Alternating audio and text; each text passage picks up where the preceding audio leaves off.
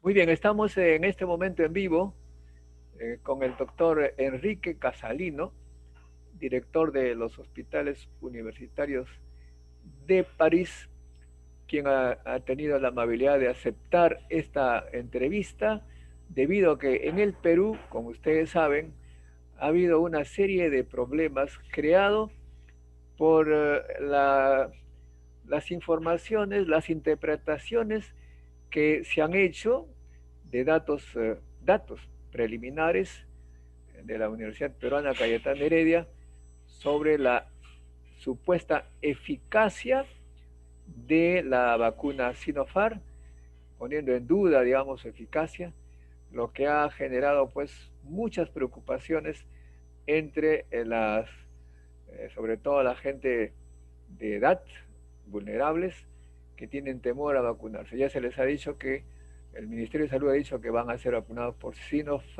con Pfizer, pero el resto de la población sigue preocupada por esta, esta interpretación dada por un biólogo conocido en el Perú, que es candidato al Congreso de la República. Por esa razón, agradecemos al doctor Enrique Casalino, que es médico y primero que nada, es egresado del Colegio Franco Peruano, es peruano, es director de los hospitales universitarios de París, eh, digamos casi, podríamos decir casi todos los días.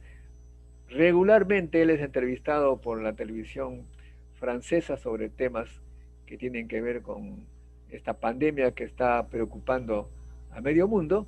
Ya vemos en su presentación, él entonces trabaja en el departamento médico universitario Invictus, es geriatra, enfermedades infecciosas, medicina interna, reanimación, curaciones paliativas, urgencias, trabaja en el departamento de urgencias Villa Bollón.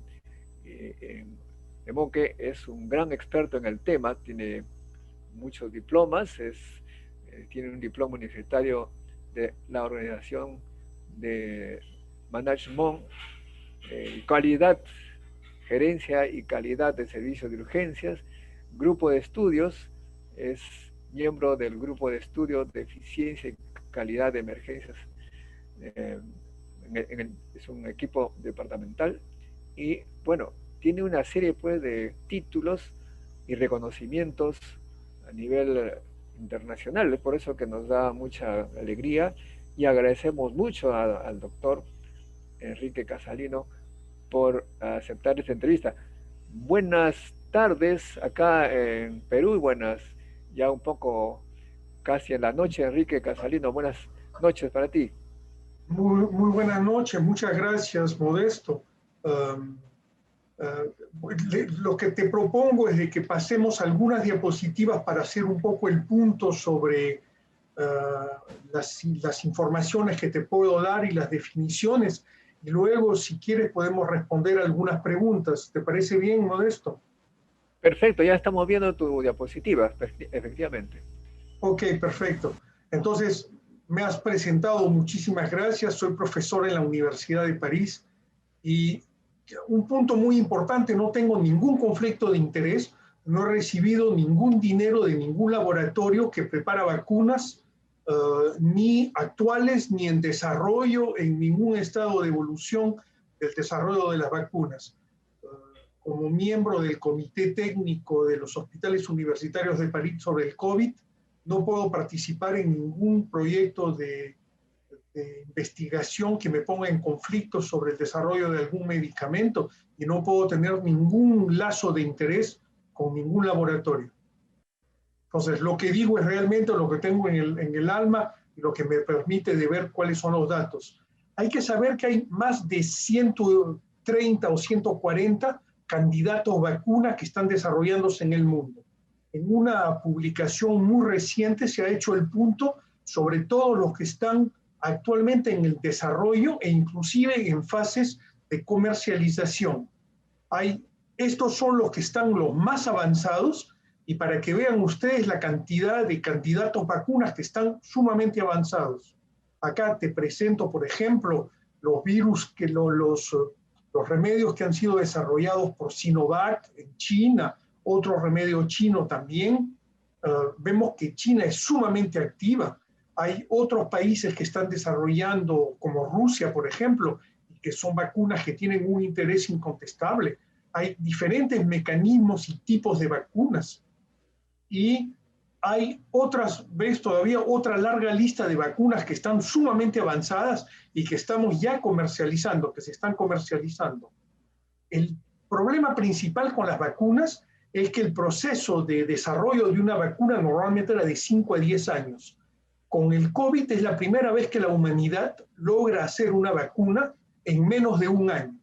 Para eso hemos tenido que acelerar todos los procesos de validación científica, pero no hemos dejado de lado ninguno. Eso es sumamente importante. Los procesos han sido acelerados, pero ningún proceso ha sido suprimido. Lo que quiere decir que todos los elementos de eficacidad, de beneficio de la vacuna, todos los elementos de tolerancia de la vacuna, de seguridad de la vacuna, todos han sido respetados. Y lo que se ha facilitado ha sido el proceso administrativo de validación de las vacunas. Pero aún así vemos de que los candidatos vacunas que están evolucionando en el tiempo, algunos han salido ya y otros están sumamente atrasados y van a llegar más tarde, porque el proceso necesita una validación. ¿Qué es lo que sabemos hoy en día? ¿Cómo se calcula para la Organización Mundial de la Salud la eficacidad de una vacuna? ¿Cómo sabemos que una vacuna es eficaz? El primer elemento es la eficacidad directa de una vacuna. Tenemos un grupo de pacientes, y eso ha sido hecho en muchísimos países, incluso en el Perú, un grupo de pacientes vacunados, un grupo de pacientes no vacunados. Se calcula cuál es el porcentaje de casos de la enfermedad.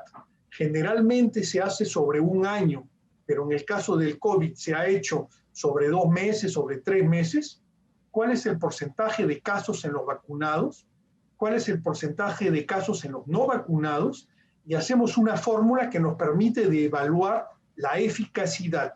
Para que nos demos una idea, si hemos vacunado 1.000 pacientes, 1.000 personas, y vemos que hay 5% de personas que han tenido una infección, en los no vacunados pero hemos controlado con un placebo que en ellos han habido 100 casos, esos 100 casos quiere decir que 100 de 1.000 es el 10%, la eficacidad es 70%, porque hemos reducido de 70% el número de contaminados.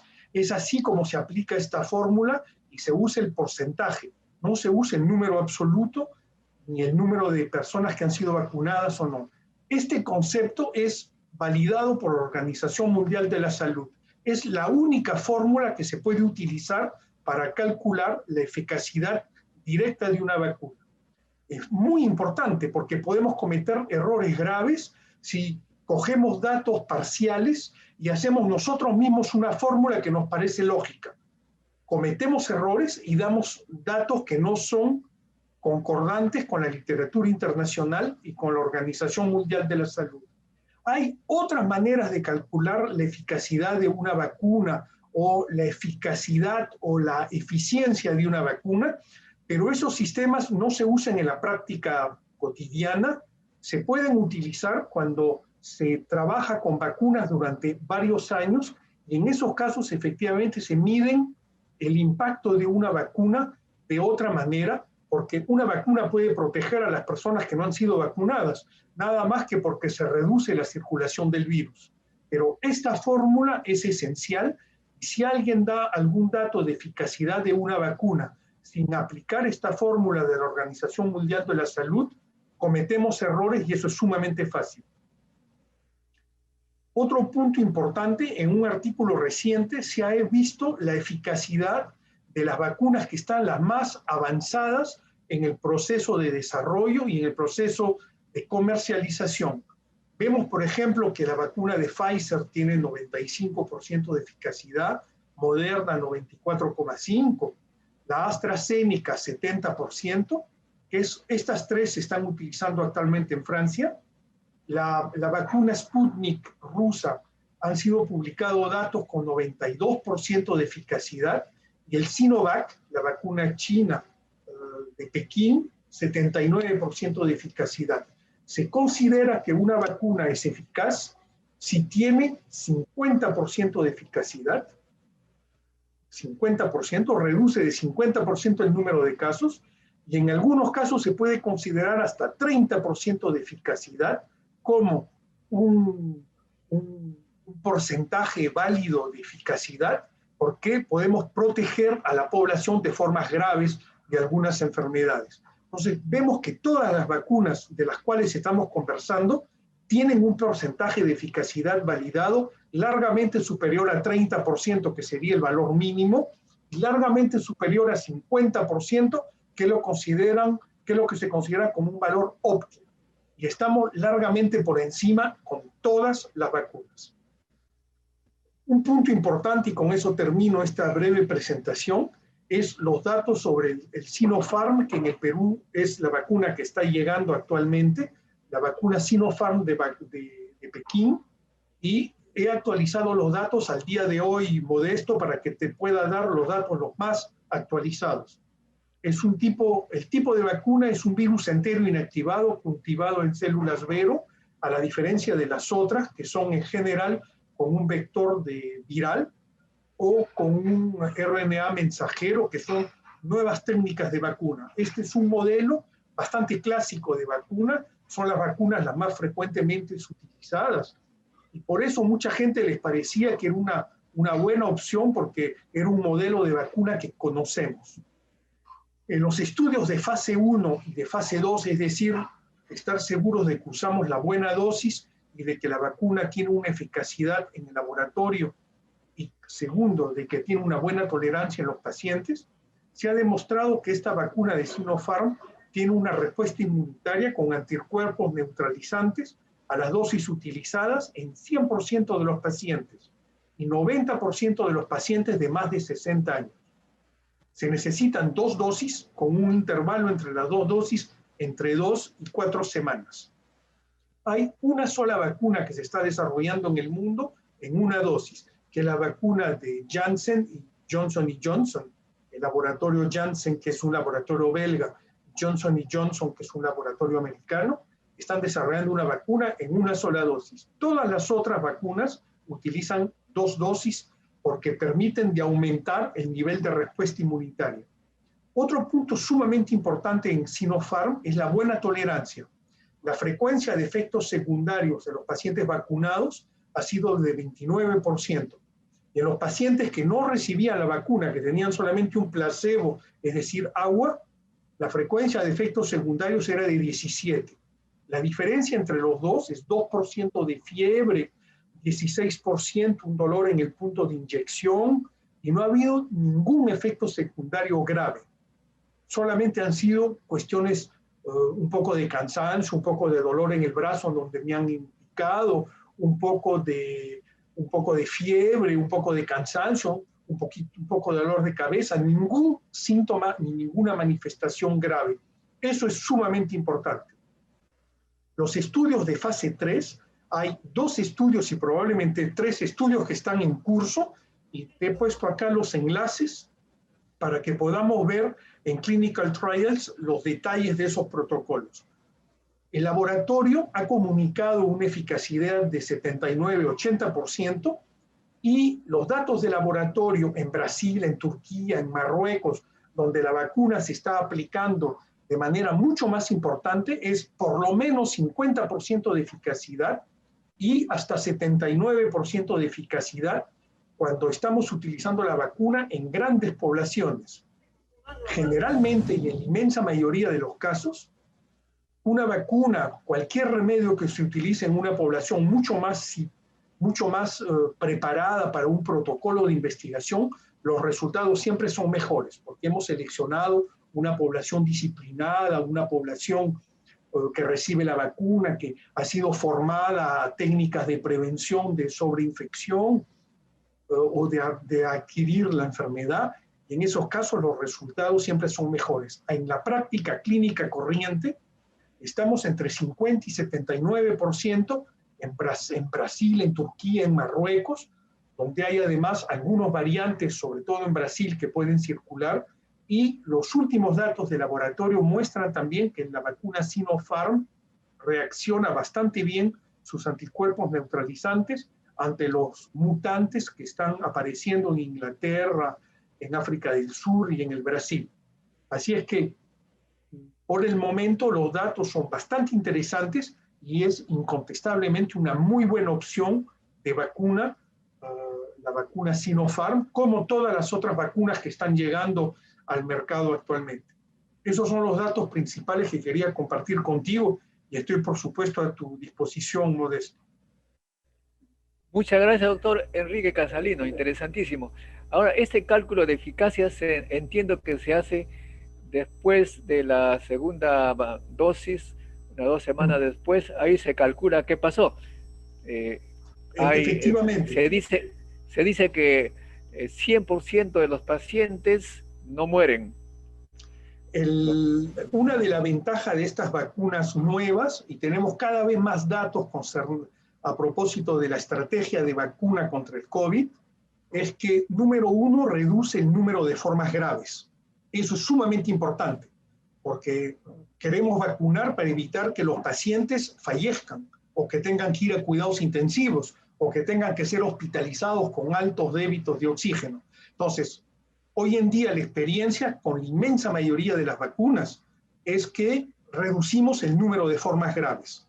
Y con algunos datos, sobre todo en Israel, por ejemplo, que están utilizando otra vacuna, pero que son datos que confortan la estrategia de vacunación contra el COVID, vemos también que hay menos casos de formas poco sintomáticas o asintomáticas del COVID. Lo que quiere decir que vamos a reducir la circulación del virus en la población general y vamos a reducir el riesgo de que yo tenga una forma sintomática, Modesto, y estoy almorzando contigo y te pueda contagiar. Entonces, las vacunas van a proteger el resto de la población también. Por eso es tan importante que la población general, la población a riesgo, pero la población general se vacune contra el COVID en el Perú como en todas partes del mundo. Y hoy en día la estrategia de vacuna es el arma absoluta con la cual vamos a vencer al virus. O sea que este porcentaje de eficiencia significa las personas que podrían tener determinados efectos de la enfermedad, pero no graves, que pueden Claro. Quedarse en casa, digamos. Claro, porque en los protocolos que se han hecho se evalúan dos cosas. Al cabo de un mes te hacen un test en la nariz para ver si tienes el virus. Al cabo de 2 meses te hacen otro test en la nariz para ver si tienes el virus. Y además ven si has necesitado una hospitalización y si esa hospitalización tenía un lazo con el COVID. Y así se puede medir cuál es la eficacidad, el porcentaje de casos que han tenido una forma sintomática o asintomática. Lo que hemos visto es que la reducción de las formas sintomáticas graves es de 100%. Y la reducción de las formas asintomáticas es un poco más baja, pero eso quiere decir que, a pesar de todo, reducimos la circulación viral. Y eso es sumamente importante porque protegemos al individuo, pero el individuo que se vacuna protege a los demás. Y eso es un valor fuerte en la vacunación, porque me protejo y al mismo tiempo protejo a mi familia, protejo a mis conciudadanos, protejo a la población general, porque yo vacunado no contamino. Claro, pero también hay que ser claros, me parece aquí una explicación. Uno de todas maneras está infectado, si es que se ha infectado, pero la vacuna lo que hace es un efecto protector de enfermedades graves. No es que la vacuna impide que uno se infecte, sino que disminuye las consecuencias o elimina las consecuencias. Eso es así, ¿no es cierto? Por supuesto, y eso es un punto muy importante, Modesto, que hay que compartir con todos. No, yo ya tengo mis 2 dosis de vacunas, ya me vacuné, he tenido 2 dosis. Eso no quiere decir que no estoy obligado de ponerme la máscara, de lavarme las manos, de tener cuidado cada vez que cuido a un paciente, pero también de proteger mucho a mi familia, a mis amigos y de respetar la distanciación social. Es fundamental de continuar a respetar la distanciación social, de continuar a respetar todas las medidas de barrera para evitar de contaminarme y de contaminar a otra persona eventualmente, porque ninguna vacuna protege a 100% y ningún sistema de vacuna hoy en día protege del hecho de que el virus continúe a circular mientras que no hayamos vacunado por lo menos 70% de la población. Entonces, continuar a respetar las reglas es esencial, aun cuando uno ya esté vacunado. El que dice yo me vacuno para no usar la máscara, para poder ir a ver a mi papá y a mi mamá y darle un beso, para poder ir y ver a toda mi familia y hacer una fiesta porque es el matrimonio de mi hija, eso es una locura. Hay que seguir respetando las reglas y mientras que no hayamos tenido 70% de la población vacunada, no podemos decir que podemos levantar las medidas de protección. Eso es muy importante porque la gente todavía no logra comprender estos detalles, ¿no? Ahora, también hay otro tema que preocupa bastante. Aquí no se comprende muy bien los aerosoles, ¿no? Hay gente que va hacia un lugar, dice, no hay nadie, ingreso, pero de repente ese lugar cerrado está con aerosoles, con el virus flotando. Y Claro eso que sí. significa que no debemos nosotros ir por las puras o por placer entrar a cualquier lugar cerrado. Hay que evitar, hay que entrar solamente si es indispensable. Pues, y con mascarilla, claro. Estoy completamente de acuerdo contigo. El virus, uno se puede contaminar de dos maneras principalmente. La primera es que si alguien te tose directamente o te habla o canta delante tuyo, va a proyectar un cierto número de partículas de una talla intermediaria, digamos, y que esas partículas pueden venir a tu nariz, a tus ojos, y el virus puede, a partir de ese momento, entrar en tu organismo y contaminarte. Pero hay una segunda manera de contaminar también. Cuando una persona entra a una pieza y respira o conversa o habla, quedan algunas partículas flotando en el aire. Esas partículas que flotan en el aire, las más grandes, van a caer por el mismo peso y las más ligeras van a quedarse en suspensión. Y esas partículas pueden quedarse durante varios minutos, incluso varias horas en el aire. Y si alguien entra en ese momento en la pieza, puede respirar esas partículas. Y el hecho de utilizar la máscara protege, por supuesto que protege, pero no es una protección a 100%. Entonces es fundamental que cada vez que entramos en un lugar confinado, en un espacio cerrado, tenemos que tener la máscara. Cada vez que estamos en la calle y que veo a alguien, si se acerca a menos de 2 metros de mí y me habla, tengo que tener la máscara y él también, porque las máscaras protegen, disminuyen el riesgo de que una persona envíe esas partículas a otra, y el hecho de yo usar la máscara también me protege de adquirirlas.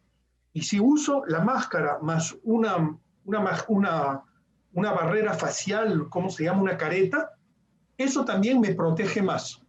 Por eso cuando yo fui al Perú la última vez, estaba muy agradablemente sorprendido de ver que en los buses la gente llevaba la máscara y la careta. La careta sola protege, pero no lo suficiente. Tiene que ser una máscara y la careta. Caramba, o sea, tú eres valiente, has venido en Perú en plena pandemia. Sí, estuve 2 meses, en octubre y en noviembre del año pasado, porque el gobierno francés, y yo participo en ese proyecto, estamos construyendo un hospital en Lima, el de Coyique, y terminando la construcción del hospital de Cusco, el hospital Lorena en Cusco. Entonces fui para esa misión, para el proyecto médico de esos hospitales. Espero que mis colegas de Cusco y de Coyique me miren, porque ha sido un trabajo sumamente interesante. Ahora bien, vayamos un poco a las diferencias culturales. Hace un par de días vi un accidente, hubo un puente, había un cadáver debajo del puente y la gente por la chismosería está totalmente pegada uno al lado del otro mirando eso durante no sé cuántos minutos. La gente todavía no es consciente, no comprende. Uno dice, esa es la cultura peruana. ¿Cómo es en Francia? Mira, yo pienso de que hay una cuestión de una conciencia cívica. um, hay dos maneras de verlo. Hay una cuestión científica. Tenemos que dar los datos científicos, Modesto, de que hoy en día el virus se transmite por esas partículas en el aire, que esas partículas pueden quedarse un tiempo en el aire, que cuando caen sobre una superficie pueden quedarse en la superficie también. Por eso es tan importante de usar una máscara, eventualmente una careta si estamos en un lugar muy expuesto y no podemos respetar la distancia, y lavarse las manos en permanencia. Hay que lavarse las manos en permanencia, porque en un día nos tocamos más de 2000 veces por día la cara sin darnos cuenta. Entonces hay que lavarse las manos todo el tiempo. Y otro punto importante, hay que dar esa información para que la gente comprenda. El segundo elemento es una cuestión cívica. Cuando yo me protejo, protejo a los otros. Y cuando yo tengo que ser un actor de prevención, no tengo que contentarme de yo protegerme, tengo que decirle a los otros también de que ellos tienen que hacerlo, porque es una manera de convencer a los otros y hacerlos respetar las medidas de prevención. Un tercer punto que es sumamente importante desde un punto de vista ético, y estoy seguro que te va a gustar, es que proteger a los otros, Modesto, tomar el trabajo de protegerme yo y de protegerte a ti, es una manera de testimoniar, de dar la prueba del amor que yo tengo por ti, del cariño que yo tengo por mis compatriotas y por mi población. Dar atención de salud, dar prevención de salud es una prueba de amor. Y es esencial que comprendamos que cuando yo me protejo y tengo que mantener la distancia, por ejemplo, cuando veo a mi papá, es una manera de probarle mi amor. ¿Te das cuenta? Y eso es sumamente importante que todos nuestros compatriotas lo comprendan. Hay un elemento científico, hay un elemento cívico de protección y hay un elemento también de corazón, hay un elemento afectivo. Y esos tres van todos en el mismo sentido. Tenemos que respetar las medidas de distanciación social, tenemos que respetar las medidas de protección y de efecto barrera, y tenemos también que vacunarnos. El hecho de vacunarse es una prueba también del cariño que yo le doy a mi familia y a todos mis compatriotas. Muy bien, muy bien. Bueno, ahora viene el tema este complejo de las olas. Aquí estamos en un momento en que el número de muertos por día estamos en el máximo, caray. Se dice que hay un pequeño plató arriba, pero estamos en el máximo. Sin embargo, las necesidades económicas, porque hay gente que no puede vivir, no puede comer si no sale, obliga al gobierno a liberar un poco. Esto personalmente me hace temer una nueva ola. ¿Tú cómo percibes esto? Tenemos el mismo problema acá, Modesto, es exactamente la misma situación. En la primera ola que tuvimos acá, en marzo, abril del 2020, el gobierno impuso un confinamiento sumamente estricto durante 8 semanas y no habían excepciones. Y lo que logramos fue que la ola subió y que la ola bajó, y bajó casi a alrededor de 100 o 200 casos por día, y había un fallecido cada 3, 4 días, 5 días, que durante la ola estábamos en más de 10.000 casos por día y teníamos más o menos 200 o 300 fallecidos por día, y en el pico de la ola tuvimos hasta 500 fallecidos por día. Luego de eso logramos pasar un verano más o menos tranquilo, porque la gente era respetuosa, la gente ha respondido presente y respetaba las medidas de distanciación y del efecto barrera.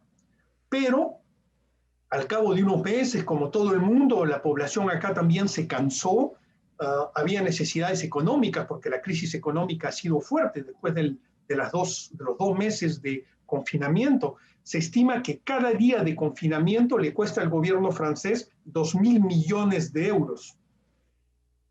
Es el costo del confinamiento acá. Y el gobierno liberó un poco la presión, había menos controles, y en septiembre tuvimos una segunda ola. Esta segunda ola, ya el gobierno no impuso un confinamiento tan severo como el primero. ha impuesto un toque de queda, ha impuesto en algunas regiones desde hace poco un toque de queda del sábado y el domingo, pero tenemos un plató, como en el Perú, un plató bastante alto, con una tendencia a aumentar. O sea que nuestra segunda ola subió, bajó un poquito y tenemos un plató. Y ahora la tendencia del plató es aumentar y el sistema de salud está sumamente bajo presión. Esa cuestión económica es sumamente difícil y hay una oposición entre una lógica sanitaria y una lógica económica. Pero al final de cuentas, mi punto de vista modesto es de que cuando hay que tomar una decisión, si me permites una parábola, una metáfora, es como un camión que está bajando una cuesta está viniendo de Huancayo a Lima. Y si el camión se embala, no puedes bajar toda la cordillera con el pie en el freno. Y eso es el problema de nuestro sistema con el toque de queda, los fines de semana. Tenemos el pie en el freno todo el tiempo. Y la población comienza a hartarse y ya no comprende cuál es la lógica de estas medidas. Entonces es mucho más difícil que la población adhiera y que se sienta responsable y que participe a las medidas de prevención. Deberíamos dar más bien golpes de freno para que el camión desacelere y que el plató lo mantengamos a un nivel que es aceptable para nuestro sistema de salud y para toda la población. Hoy en día en Francia tenemos exactamente el mismo problema y tenemos discusiones metafísicas entre el cuerpo de salud, la economía y la población general que no quiere escuchar hablar de un nuevo confinamiento severo. Pero en contrapartida estamos en un nivel crítico actualmente en los hospitales. Muy bien, muy interesante, doctor Enrique Casalino. Para terminar esta entrevista interesantísima, por favor, así brevemente, o como quieras, como te alcance el tiempo, quisiera saber la historia de tu vida. Entonces estudiaron el franco peruano, allá tengo 3 hijos en París, me gustaría que converses con ellos. Los 3 han estado en el franco peruano, ahora uno está es un pequeño empresario, un empresario, hizo su estudio en la NS Cachan, otro en la Escuela de Ingenieros Supelec, en fin. ¿Cuál fue tu Supelec es historia? muy conocida. Sí, sí. Y bueno, ¿cuál es tu historia? ¿Cómo es que tú eres peruano, de padres peruanos, o cómo es? ¿Cómo llegaste a París? Cuéntanos un poco para Y conocer. mis padres son peruanos, mi papá es de Acarí, en Arequipa. La canción del Toro Mata viene de Acarí, y mi mamá es de Ica. Yo estudié en el franco peruano, estudié medicina en la Universidad Villarreal. Cuando me gradué de médico, tuve la ocasión de venir a Francia con una beca. Hice mi especialidad acá. Tengo 3 especialidades. Hice cuidados intensivos, enfermedades infecciosas, en 3 momentos diferentes de mi vida. Y tengo una maestría de administración de sistemas de salud, tengo una maestría de derecho. Soy profesor de derecho en la universidad también y profesor de administración de empresas y profesor de medicina en la Universidad de Medicina, en la Facultad de Medicina, para que veas que hay que tener un poco de apetito de hacer cosas diferentes. Y como me casé con una francesa, nos quedamos en Francia. Y he tenido mucha suerte, he podido hacer una carrera acá en el hospital y en la universidad. Y participo mucho en misiones internacionales en Vietnam, en Irán, en Rusia, en Francia, en un montón de países, en el Perú, por supuesto, lo que me permite también de tener una actividad que te da gusto, porque tengo una actividad clínica, una actividad de docencia, una actividad de investigación y una actividad de cooperación internacional. Así que ves que paso mucho tiempo a trabajar. Mi mujer me dice que no estoy nunca en la casa. Pero es parte del trabajo. Pienso de que tengo el síndrome del inmigrante. Cuando llegas a un país diferente, quieres mostrarle de que el sitio que ocupas lo mereces y que entonces tienes el síndrome del inmigrante, trabajas 2 veces más. Y te has hecho muy popular, la televisión francesa te entrevista, ¿no te sientes un poco un rock star de la medicina? Mira, estos últimos meses han hecho de que algunos médicos, muchos médicos han sido invitados a la televisión para dar su punto de vista, sus expresiones. He tenido la suerte de que el Audimat subía cuando yo pasaba, así es que tengo muchas invitaciones, podría pasar 3 veces por día a la televisión si respondo a todas las invitaciones. Ahora disminuyo un poco y voy 3, 4 veces por semana, no más, porque no sé, yo no quiero hacer una carrera política y no voy a ser periodista tampoco.